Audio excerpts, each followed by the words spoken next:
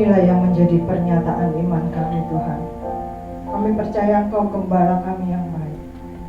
Sekalipun kami berjalan di dalam lembah kekelaman, gadamu dan tongkatmu itulah yang menjaga kami. Itulah sebabnya ketakutan kami, kecemasan kami, kekhawatiran kami, masalah kami, tantangan kami, pergumulan kami, sakit penyakit kami, pada saat ini juga mau kami serahkan di hadapan-Mu Tuhan. Karena kami tahu hanya Engkau yang menjadi juru selamat. Hanya Engkau yang tidak pernah berubah. Hanya Engkau yang tidak pernah menyerah terhadap kami. Hanya Engkau yang selalu mendampingi kami. Bahkan ketika kami menjauh daripada-Mu, Engkau tetap setia menarik kami kembali. Pagi ini kembali kami hadir di rumah-Mu yang kudus Tuhan. Karena kami tahu ini adalah momen yang istimewa. Pagi ini kami kembali duduk semeja dan sehidangan dengan Yesus Kristus Sang Kepala Gereja yang agung. Kami tidak ingin melewatkan momen ini. Itulah sebabnya pagi ini kami satukan hati kami. Kami mengusir di dalam nama Yesus segala kuasa si jahat apapun yang tidak berasal dari kerajaan surga. Dalam nama Yesus, usir engkau terkutuk keluar dari hati kami, keluar dari pikiran kami, bahkan keluar dari tempat kami beribadah dimanapun itu. Kami mengundang kuasa Roh Kudus untuk berkarya. Karena kami tidak ingin setiap benih firman Tuhan yang ditaburkan itu dicuri, tapi kami rindu bisa semakin berakar, bertumbuh, dan berbuah di dalam hidup kami. Terima kasih Tuhan. Hanya di dalam nama Yesus kami berdoa dan bersyukur. Yang percaya kita katakan amin. Bapak Ibu yang duduk dulu, boleh tengok dulu kiri kanannya. Mari kasih salam sekali lagi, bilang puji Tuhan kamu ada di sini. Ya. Kasih senyum ya, jangan cuma kasih salam doang, kasih senyum. Nah, kalau sudah silakan duduk Bapak Ibu. Selamat pagi. Senang sekali saya bisa berada lagi dengan Bapak Ibu di tempat ini dan masih berkesempatan untuk berbagi firman bagi kita semua pagi ini. Kembali kita akan mengadakan atau mengikuti perjamuan kudus pagi ini. Kita sering kali mendengar, bahkan mungkin Bapak Ibu yang mengikuti ibadah atau bergabung dalam keluarga besar kita di tempat ini dari awal tahun 2000 sampai sekarang 2023, entah sudah berapa ratus atau ribu kali mengikuti perjamuan kudus itu baru di gereja ini. Kalau dihitung dari minggunya saja udah banyak. Dan kita juga punya perjamuan kudus dalam ibadah-ibadah khusus seperti Paskah, kenaikan Tuhan Yesus dan sebagainya. Sudah sering kali, bahkan mungkin kita udah gak ingat berapa ratus kali ya. Saya gak ngitungin gitu. Nah pertanyaannya sekarang, apakah setelah kita mengikuti ribuan kali perjamuan kudus itu, kita sudah benar-benar mengerti apa sih yang seharusnya, boleh dibalikin ke awal, apa sih yang seharusnya ada atau kita ikuti di dalam perjamuan kudus tersebut. Sudah dicolok ya? Saya gerakin dari sini ya. Oke, thank you. Nah, kalau kita tidak paham sebenarnya apa yang dimaksud dengan perjamuan kudus tersebut, maka ketika kita melakukannya itu tidak dengan segenap hati. Ketika kita dikabarkan, diinfokan, diingatkan ada sakramen perjamuan kudus, kita anggap, biasa aja, bulan depan juga ada lagi, kondangan lebih penting, minggu depan gak ada lagi, acara lebih penting, liburan lebih penting, ini momen.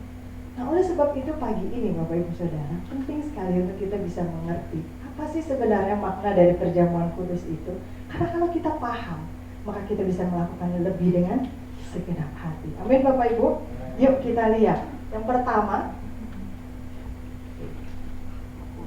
bisa jalan?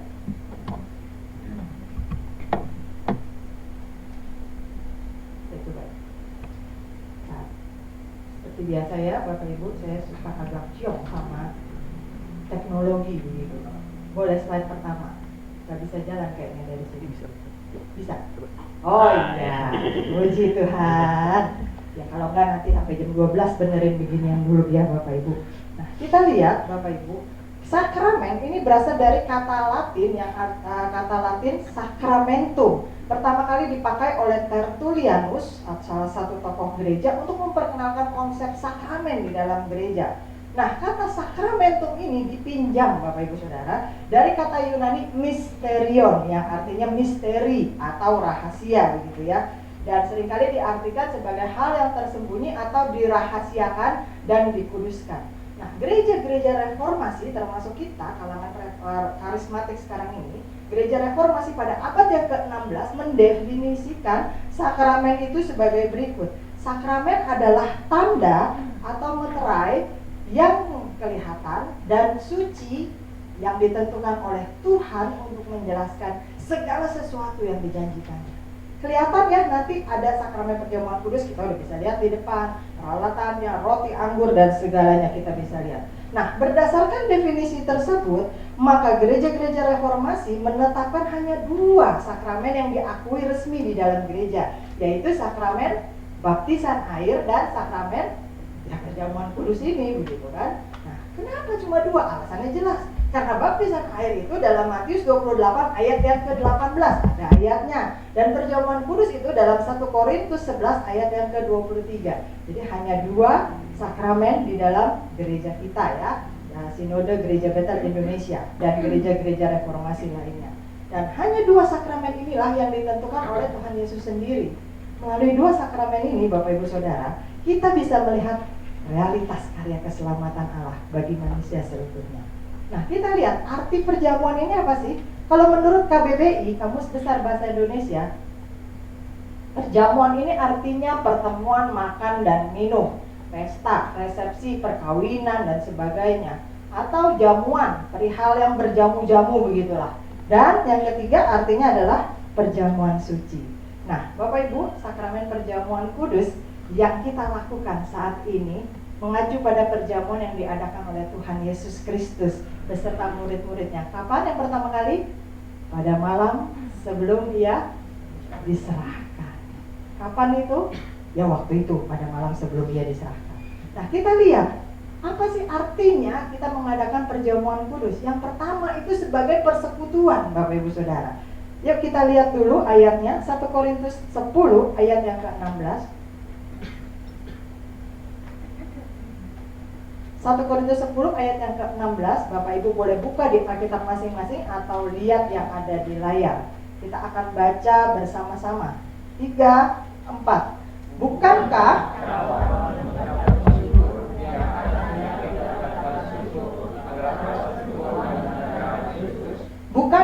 roti yang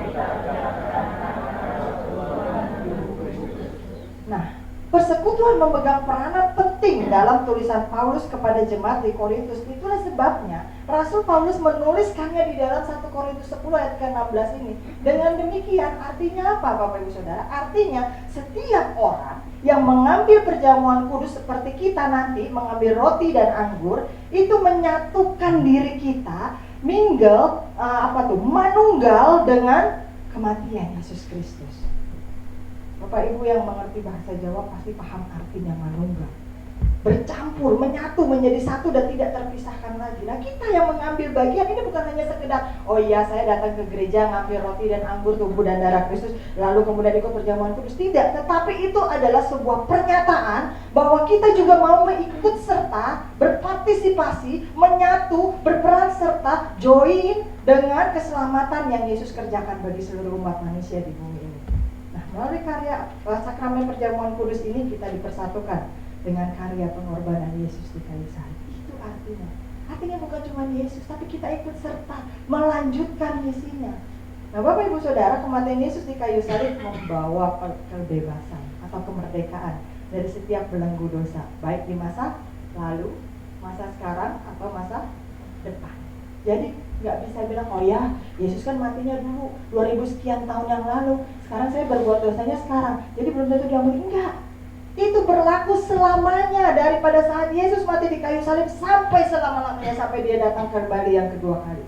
Nah, iman kepada Yesus melalui karya keselamatannya di kayu salib, buat kita yang tetap percaya walaupun tidak melihat, itu namanya iman. Itu membawa dampak yang nyata bagi kita, membawa pengaruh yang nyata bagi kita. Kenapa? Karena korban Yesus Kristus di kayu salib sekian ribu tahun yang lalu itu tetap mampu membebaskan kita dari segala keterikatan kita. Sakit penyakitmu, masalahmu, tantanganmu, pergumulanmu, kelemahan tubuhmu, dia bisa tetap menanggungnya. Karena apa? Nggak ada expired date-nya. Kalau kita beli makanan di minimarket atau supermarket, terutama yang kaleng atau apapun itu, pasti kita lihat expired date-nya kapan, begitu ya.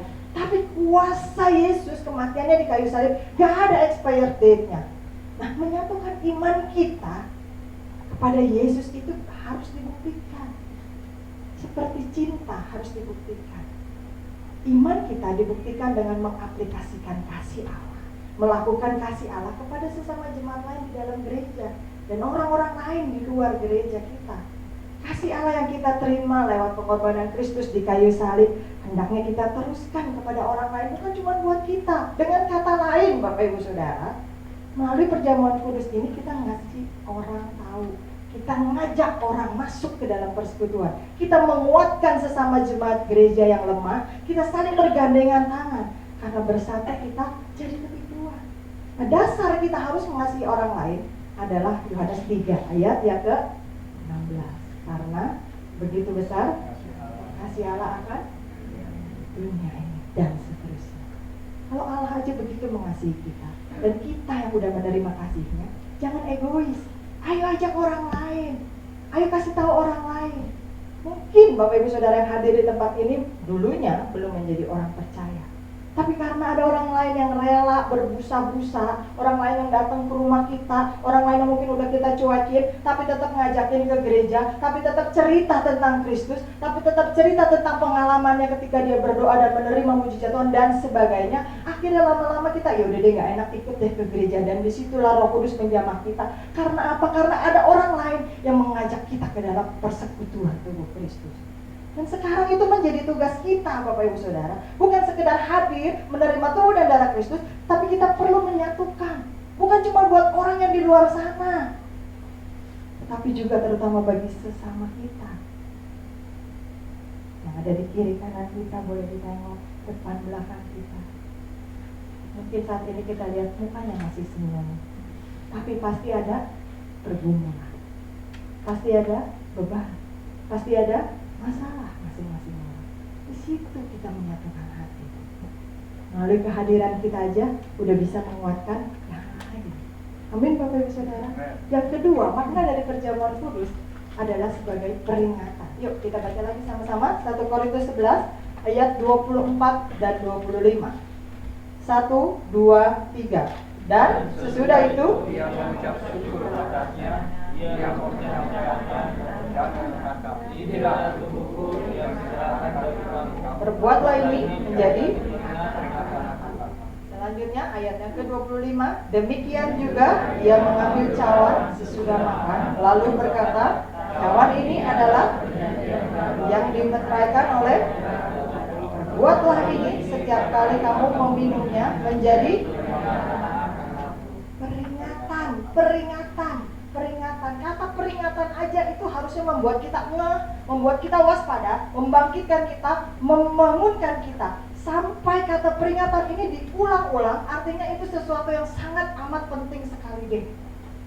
Dalam 1 Korintus 11 ayat 24 sampai 25 tadi, makan dan minum perjamuan kudus ini peringatan akan kematian Yesus.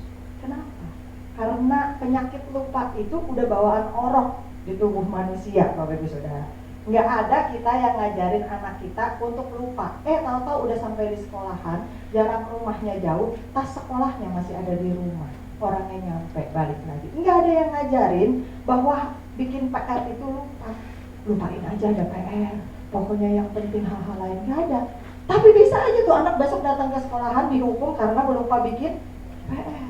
Nggak ada yang ngajarin kita lupa. Tapi lupa udah bawaan orok. Itulah sebabnya kita perlu selalu diingatkan.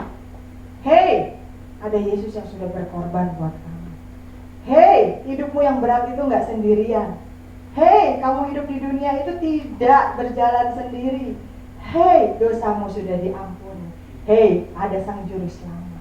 Perlu selalu diingatkan. Itulah sebabnya Gereja Betel Indonesia mengadakan perjamuan kudus 1 bulan sekali. Ada sinode lain yang mengadakan perjamuan kudus setiap minggu. Karena apa? Sekali lagi manusia gampang lupa.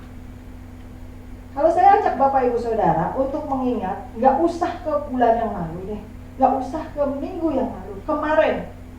Bapak Ibu Saudara masing-masing ingat, coba renungkan, saya kasih waktu beberapa saat kemarin. Bapak Ibu Saudara bisa berkata apa tentang penyertaan Tuhankah, pertolongan Tuhankah, berkat Tuhankah, mujizat Tuhankah, sesuatu yang bisa Bapak Ibu syukuri dan sadari bahwa itu terjadi hanya karena penyertaan Tuhan. Satu saja. Yang sudah boleh angkat tangan. Enggak, saya nggak suruh ngomong langsung semuanya nunduk. Angkat tangan aja. Nggak ada yang merasakan penyertaan Tuhan. Kemarin saja ada 1, 2, 3, 4, 5. Aduh, sebelah udah pada angkat tangan. Bapaknya belum ketemu, angkat tangan aja deh daripada gue ditanyain gitu kan. Saya yakin Bapak Ibu Saudara, kita pasti bisa menemukan bagaimana penyertaan Tuhan di dalam hidup kita. Cuma masalahnya ketika masalah itu datang, lupa kemarin ditolong sama Tuhan. Ketika penyakit itu datang lagi, lupa yang kemarin Tuhan sembuhin. Ketika ada lagi tantangan pergumulan datang, lupa ya kemarin berdoa nangis-nangis, Tuhan tolong tepat pada waktunya. Lupa. Itulah sebabnya perjamuan kudus ini mengingatkan kita bahwa kita tidak pernah berjalan sendiri, bahwa ada seseorang yang begitu sangat amat mengasihi kita sampai dia rela mengorbankan nyawanya supaya kita bisa hidup. Jangan lupa, cinta itu tidak bisa kita temukan di dunia.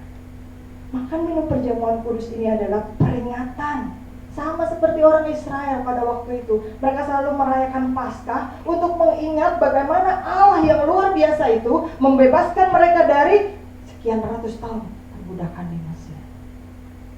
Mungkin generasi yang berikutnya tidak mengalami perbudakan, generasi yang berikutnya tidak mengalami masa-masa mereka harus keluar dari Mesir, sehingga mereka perlu dikasih tahu, mereka perlu diingatkan, mereka perlu Injili, mereka perlu diinformasikan bahwa hei, kamu itu bisa ada di hari ini bukan karena dirimu sendiri, bukan karena kuat dan gagahmu, tapi karena ada Yesus Kristus yang sudah berkorban bagi kamu dan kuasanya tidak terbatas. Demikian juga sakramen perjamuan kudus, sarana peringatan bagi kita saat ini, Bapak Ibu Saudara. Ada Yesus Kristus yang karyanya membebaskan kita dari dosa. Sehingga ketika iblis menuduh kita, masih ingat khotbah saya yang lalu tentang sebuah film dari kisah nyata, The Pope's Exorcist, bagaimana iblis yang sangat kuat bernama Asmodeus itu, dia terus menuduh dosamu, karena memang itu pekerjaan iblis. Dan kita bisa ingat dari perjamuan kudus ini, peringatan, dosa saya sudah diampuni, penyakit saya sudah ditanggung, masalah pergumulan saya sudah diberikan jalan keluar, berkat Tuhan sudah menanti bagi saya. Ada seseorang yang begitu mencintai saya sehingga rela hidup bersama dengan saya, makan mati bagi saya. Itu selalu diingatkan bagi kita melalui perjamuan kudus. Yang ketiga, Bapak Ibu Saudara, apa sih makna dari perjamuan kudus ini? Sebagai pemberitaan atau pengumuman. Kita baca ayatnya 1 Korintus 11 ayat yang ke-26, 3, 4. Sebab setiap kali kamu makan roti ini dan kamu memberitakan kematian Tuhan sampai ia datang. Artinya, ya berarti kan nggak usah ikut perjamuan udah 2 kali kemarin, kenaikan Tuhan sama hari Minggunya juga. Udahlah, nanti udah rata ya, kuotanya udah tercukupi, nanti lagi enggak. Tapi dikatakan memberitakan, mengumumkan, menginformasikan kematian Tuhan sampai udah datang belum? Artinya terus dilakukan sampai nanti, belum sampai garis finishnya Bapak Ibu Saudara, belum sampai waktunya. Nah, sakramen perjamuan kudus ini adalah sarana supaya kita memberitakan kematian Kristus. Apa yang harus kita sampaikan? Apa sih artinya?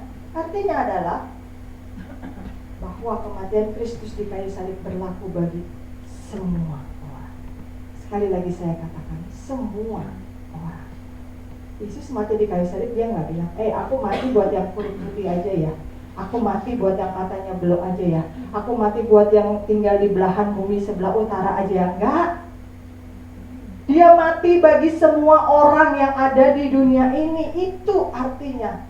Nah, kemudian yang kedua, ini darah Kristus yang tercurah adalah perjanjian baru antara Allah dengan manusia. sah, resmi dimeteraikan dengan darah Kristus. Karena darah yang tercurah itu merupakan ikatan yang luar biasa. Kenapa harus ada perjanjian baru?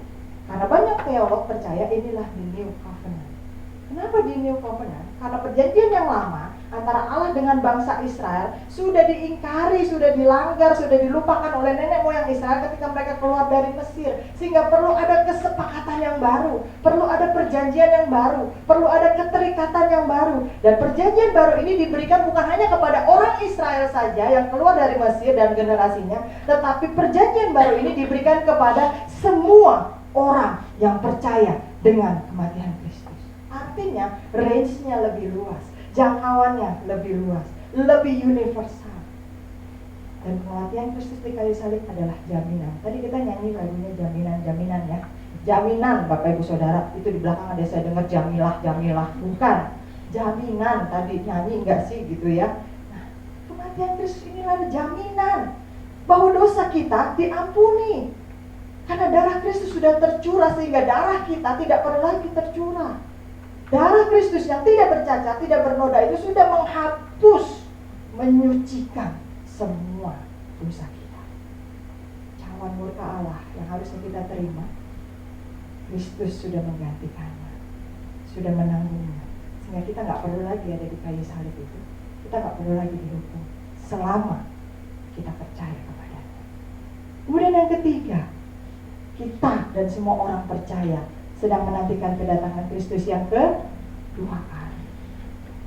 Jangan bilang dari zaman kakek saya kecil sampai sekarang saya udah mau jadi kakek, mana Kristus nggak datang.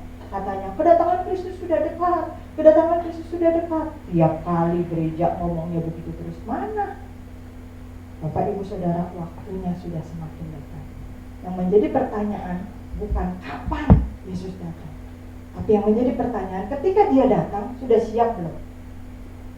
Karena kedatangan Kristus itu bisa dengan dua cara. Yang pertama, global atau universal. Ketika nanti pada waktunya entah kapan, tidak ada seorang pun yang tahu, bahkan anak pun tidak, dia datang di atas awan-awan. Dan itu seperti magnet yang akan menyerap. Dia gak akan jemput satu-satu ketok-ketok pintu di rumah Bapak Ibu Saudara. Dia gak akan kirim shuttle bus untuk jemputin Bapak Ibu Saudara. Tapi dia hanya akan berdiri di atas awan-awan. Dan segala sesuatu yang sama frekuensinya, sama unsurnya, sama rohnya dengan dia, akan terangkat naik ke surga. Sama seperti gambaran, kalau kita memegang magnet, segala sesuatu yang ada unsur besi di sekitar pasti otomatis akan. Yang kedua, kedatangan Kristus secara pribadi, yaitu kematian. Gak ada juga seorang pun yang tahu kan. Gak bisa bilang, oh saya umurnya 30-an, itu duluan, yang itu yang 70-an duluan pasti. Oh saya umurnya masih 20-an, masih sehat gitu kan, masih hidup, masih panjang. Gak ada yang tahu. Ini anak saya bayi baru lahir, baru juga berapa bulan, umurnya pasti masih panjang. Tuh tetangga sebelah dulu tuh yang jalannya udah susah, udah umur 80-an. Gak ada yang tahu Bapak Ibu Saudara. Berapa banyak orang tua yang menguburkan anak-anaknya. Berapa banyak orang-orang yang berduka karena orang-orang yang lebih muda meninggalkan mereka. Gak ada yang tahu. Jadi jangan tanya kapan Yesus datang, pokoknya nantikan saja. Dan waspadalah. Itu artinya perjamuan kudus. Pengumuman yang harus kita umumkan melalui kematian Kristus, itu artinya bukan sekedar Yesus mati begitu saja, tidak, tapi ada artinya. Yang keempat, Bapak Ibu Saudara, apa sih artinya dari mengikuti perjamuan kudus? Nah, yuk kita baca ayatnya. Markus 14 ayat yang ke-23. Bapak Ibu Saudara yang di atas boleh ikut baca juga. 3, 4. Sesudah itu, ia mengambil cawan, mengucap, lalu memberikannya kepada mereka, dan mereka semuanya minum dari. Ini ayat paralel dari 1 Korintus 11 ayat 24 yang tadi sudah kita baca. Tapi tadi penekanannya di peringatan, ini penekanannya di mengucap syukur. Dan sesudah itu, ia mengucap syukur atasnya, dan seterusnya. Nah, Bapak Ibu Saudara, dalam sakramen perjamuan kudus, sikap mengucap syukur ini penting. Mengucap syukur akan apa? Akan karya Allah. Kenapa kita harus mengucap syukur? Ada dua hal. mengucap syukur atas berkat yang sudah Tuhan berikan. Diberkati Tuhan kan Bapak Ibu Saudara? Amin. Amin. Entah yang sudah kita terima atau yang akan kita terima atau yang sedang kita nikmati, tetap dalam berkat Tuhan. Amin. Seringkali kita nggak bisa mengucap syukur, ini berkat kok begini, karena apa? Karena yang kita inginkan tidak sesuai dengan apa yang Allah berikan. Tetapi Allah selalu memenuhi kebutuhan kita, bukan keinginan kita. Dan apa yang Dia berikan selalu yang terbaik, lebih baik dari apa yang bisa kita pikirkan. Walaupun kadang-kadang hati ini tidak bisa terima, itu masalah lo, bukan masalah Allah. Tapi kita harus tetap mengucap syukur. Matius 26 ayat 26 berkata apa? Dan ketika mereka sedang makan, Yesus mengambil roti, mengucap berkat, dan seterusnya. Halo Bapak Ibu Saudara, masih makan 3 kali sehari? Masih? Lebih? Belum cemilannya. Makan 3 kali sehari, pagi siang sore, pagi siang malam ya. Cemilannya 5 kali sehari, lebih banyak, belum jajannya. Masih bisa makan yang enak Bapak Ibu Saudara? Nggak makan tiwul ya, nggak makan batu kan ya? Bisa nggak mengucap syukur?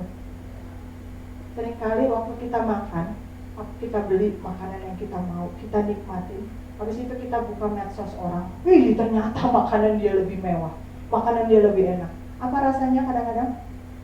Makanan kita terasa nggak enak. Ya, gua belinya cuma racikan doang begini. Itu dia tuh makannya steak yang A5. Waduh, apaan nih gua mau begini doang. Jangan sering-sering buka medsos Bapak Ibu Saudara, merusak mental demi kesehatan mental. Jadi apa? Yang tadinya kita bersyukur masih bisa beli fried chicken, gara-gara buka-buka medsos, padahal belum tentu itu dia yang beli, mungkin dia fotoin makanan temannya doang. Ya kan, dia posting, banyak orang yang flexing begitu kan. Akhirnya kita tidak bisa bersyukur dengan fried chicken kita. Dan itu menyakiti hati Allah. Itu menyakiti hati Allah. Ketika kita anak-anaknya tidak bisa bersyukur dengan apa yang diberikan Allah, itu menyakiti hati Allah. Dan itu penting Bapak Ibu Saudara. Penting untuk kita. Jadi kita harus mengucap syukur atas berkat. Kemudian yang kedua, kita mengucap syukur atas apa? Pengampunan dosa. Setiap hari kita masih bikin dosa ya, Bapak Ibu Saudara ya. Kita sengaja atau nggak sengaja, niat nggak niat. Paulus berkata apa? Aku sebenarnya pingin taat, tetapi yang aku lakukan justru yang sebaliknya. Yang baik yang pingin aku lakukan, tetapi yang jahat justru yang aku kerjakan. Kita setiap hari masih berbuat dosa. Itulah sebabnya kita perlu bersyukur bahwa setiap dosa kita sampai detik ini, ketika kita mendengarkan firman ini, dosa kita masih diampuni oleh Tuhan. Sampai kapan? Sampai nanti Dia datang kedua kali. Matius 26 ayat yang ke-28 berkata apa? Sebab inilah darahku, darah perjanjian yang ditumpahkan bagi banyak orang untuk pengampunan dosa. Bukan iseng-iseng, bukan karena motong sesuatu darahnya tercurah, tidak. Tapi ada tujuannya, untuk pengampunan dosa. Jadi 2 hal itu yang harus kita syukuri ketika kita menikmati perjamuan kudus. Yang terakhir Bapak Ibu Saudara, kita mengikuti perjamuan kudus artinya ada pengajaran tentang sikap yang benar bagi jemaat dalam menerima perjamuan kudus. Jangan bilang asal-asalan. Makanya seringkali kita tekankan, Bapak Ibu Saudara boleh hadir dalam ibadah, tetapi yang mengambil roti dan anggur ini, yang mengambil tubuh dan darah Kristus ini, hanya yang sudah mengikuti baptisan air. Supaya apa? Supaya nanti berkat itu yang turun dan bukan menjadi kutuk. Nah, jemaat di Korintus punya sikap dan kebiasaan yang salah dalam mengikuti perjamuan kudus, sehingga Rasul Paulus dengan keras menegur mereka. Bukan begitu caranya mengikuti perjamuan kudus. Sehingga apa? Kamu harus menghormatinya. Apa sih yang mereka lakukan? Yuk Bapak Ibu Saudara buka 1 Korintus, mana tadi? Bilang 1 Korintus berapa tadi? 1 Korintus 11, nah ayat 20 sampai yang ke-25. Bapak Ibu Saudara bisa buka dan kita akan baca bersama-sama. 1 Korintus 11 ayat 20 sampai yang ke-25. Kita akan baca bersama. Sudah ketemu semua? Ya. 3, 4. Apabila kamu berkumpul, kamu bukanlah berkumpul untuk makan perjamuan Tuhan. Sebab pada perjamuan itu tiap-tiap orang memakan dahulu makanannya sendiri, sehingga yang lapar dan yang lain mabuk. Apakah kamu tidak mempunyai rumah sendiri untuk makan dan minum? Atau maukah kamu menghinakan jemaat Allah dan memalukan orang-orang yang tidak mempunyai apa-apa? Apakah yang kukatakan kepada kamu memuji kamu? Dalam hal ini aku tidak memuji. Sebab apa yang telah kuteruskan kepadamu telah aku terima dari Tuhan, yaitu bahwa Tuhan Yesus pada malam waktu ia diserahkan mengambil roti, dan sesudah itu ia mengucap syukur atasnya. Ia memecah-mecahkannya dan berkata, inilah tubuhku yang diserahkan bagi kamu. Perbuatlah ini menjadi peringatan akan aku. Demikian juga ia mengambil cawan sesudah makan, lalu berkata, cawan ini adalah perjanjian baru yang dimeteraikan oleh darahku. Perbuatlah ini setiap kali kamu meminumnya menjadi peringatan akan aku. Nah, artinya apa Bapak Ibu Saudara? Kalau caranya nggak benar, pasti akan ditegur supaya sesuai. Perjamuan kudus itu harus diikuti dengan tata krama, dengan prosedur, dengan persyaratan yang Tuhan Yesus sendiri kerjakan. Sehingga jemaat di Korintus pada waktu itu diingatkan kembali, ditegur oleh Paulus. Karena mungkin pada waktu itu mereka bawa makanan sendiri-sendiri, harusnya mungkin ditukar, harusnya mungkin berbagi dan sebagainya, mungkin dengan cara yang sedikit berbeda dengan sekarang. Tapi mereka akhirnya jadi mabok. Mereka akhirnya makan sendiri dan tidak peduli dengan orang lain.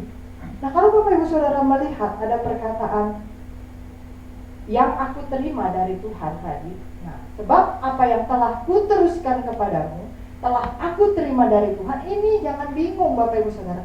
Paulus emangnya ketemu ya sama Tuhan Yesus? Kan zaman hidupnya beda. Tidak mengindikasikan Paulus menerima pesan langsung itu dari Tuhan, tidak. Tetapi informasi-informasi itu bisa dia dapatkan dari orang lain. Bahkan Donald Guthrie, teolog kebangsaan Inggris, sarjana perjanjian baru yang terkenal, dan dia berpendapat bahwa Rasul Paulus telah menerima tradisi-tradisi itu dari orang lain, dan dia mengakuinya sebagai pernyataan yang otentik, yang asli, yang bisa dipercaya tentang apa yang Tuhan Yesus sendiri kerjakan pada saat malam sebelum ia diserahkan. Sampai sekarang kita masih mengikutinya. Tapi sekarang Bapak Ibu Saudara lihat, karena perkembangan zaman, kalau dulu kita masih pakai hosti, masing-masing nyomot ya. Nah, setelah COVID nggak ada yang mau nyomot gitu kan. Waduh, udah kena hawa udara, waduh dicomot-comot sama dia. Apalagi kalau ada milih, ada ayatnya, dipilih dulu yang bagus gitu kan. Ya, yang paling belakang udah bercak-bercak tangan orang semua. Jadi disesuaikan, masing-masing dikasih cup yang udah tertutup dengan roti dan anggur. Dulu sebelum ada hosting seperti ini yang kita pakai, kita masih potong-potong roti tawar. Ada yang pesen gini, boleh pesen nggak pakai selai apa gitu kan? Atau ada yang bilang gini, potongannya gedean dong biar sekalian sarapan gitu kan? Bukan itu tujuan dari perjamuan kudus Bapak Ibu Saudara. Seberapapun kalau roti dipotong kecil-kecil nggak bakal kenyang. Artinya Paulus mau bilang begini, kalau cuma buat makan minum, kalau cuma sekedar memuaskan nafsu untuk berpesta, nggak perlu ikut perjamuan kudus. Makan di restoran, makan di rumah sendiri, makan di luar itu lebih kenyang. Ikut perjamuan kudus bukan untuk memuaskan hawa nafsumu, tetapi ikut perjamuan kudus itu adalah untuk mengajar sama jemaat. Kita ingetin, belum dibaptis ya, sebaiknya jangan ya. Nah, jangan bilang begini kalau diingetin sama orang, mana nggak ada geledek turun dari langit. Ya, jangan menantang Tuhan Bapak Ibu Saudara. Tuhan tidak perlu harus selalu menurunkan geledek untuk menegur kita. Yang ditegaskan oleh Paulus ini, Paulus percaya apa yang diteruskan kepada kita. Dia mengoreksinya sehingga 1 Korintus 11 ayat yang ke-21 berkata, sebab pada perjamuan itu orang lain makan sendiri. Nah, itu nggak boleh. Bapak Ibu Saudara lihat di ayat yang ke-27 dan ke-28, boleh dibuka di ayat masing-masing. Kita baca sama-sama. 1 Korintus 11 ayat yang ke-27. Jadi, barang siapa dengan cara yang tidak layak makan roti atau minum cawan, ia berdosa. Jelas sekali dikatakan. 1 Korintus 11 ayat yang ke-28. Karena itu hendaklah tiap-tiap orang menguji dirinya, dan baru sesudah itu artinya apa, Bapak Ibu Saudara? Penting sekali untuk melakukan perjamuan kudus ini dengan cara yang benar, supaya berkat Tuhan itu yang turun menjadi milik kita, bukan kita. Nah, Bapak Ibu Saudara, pagi ini kita sudah belajar apa sih artinya perjamuan kudus. Yang pertama, perjamuan kudus mengandung konsep persekutuan kita dengan Allah dan sesama. Bukan cuma dengan Allah, tapi dengan sesama. Ingetin jemaat lain, kuatin jemaat lain. Yang kedua, dalam perjamuan kudus kita memperingati karya penebusan Kristus. Kita memperingati, kita diingetin bahwa ada Yesus yang sudah mati buat kita. Yang ketiga, perjamuan kudus adalah sarana pemberitaan, pengumuman bahwa hey, pengorbanan Kristus di kayu salib bukan cuma buat sebagian orang, tapi buat semua orang yang mau percaya kepadanya. Yang keempat, perjamuan kudus mengajar kita untuk selalu mengucap syukur. Mengucap syukur atas berkat Tuhan, mengucap syukur atas pengampunan dosa.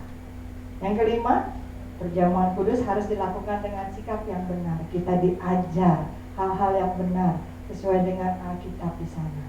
Dan sakramen perjamuan kudus memberikan tanggung jawab kepada setiap anak Tuhan. Sekali lagi saya katakan, setiap anak Tuhan untuk memiliki gaya hidup yang benar. Bukan cuman, oh ya, Senin, Selasa, Rabu, Kamis, Jumat, Sabtu boleh hidup ala-ala dunia. Nanti juga hari Minggu ada perjamuan kudus, dosa kita disucikan. Berbuat dosa aja dulu sebebas-bebasnya. Enggak. Jangan dengan konsep pemikiran seperti itu kita mengikuti perjamuan kudus. Tapi kita ubah mindset kita.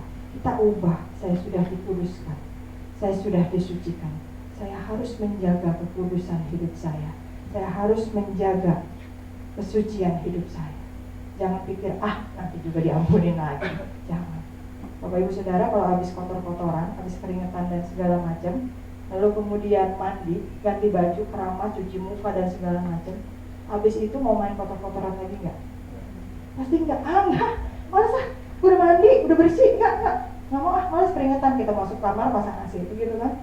Lalu kenapa dengan hidup rohani kita sudah diampuni, diberi baju yang baru, disucikan, dibersihkan, mau balik lagi ke kubangan dosa dengan alasan nanti juga disucikan lagi. Satu konsep pemikiran yang sederhana.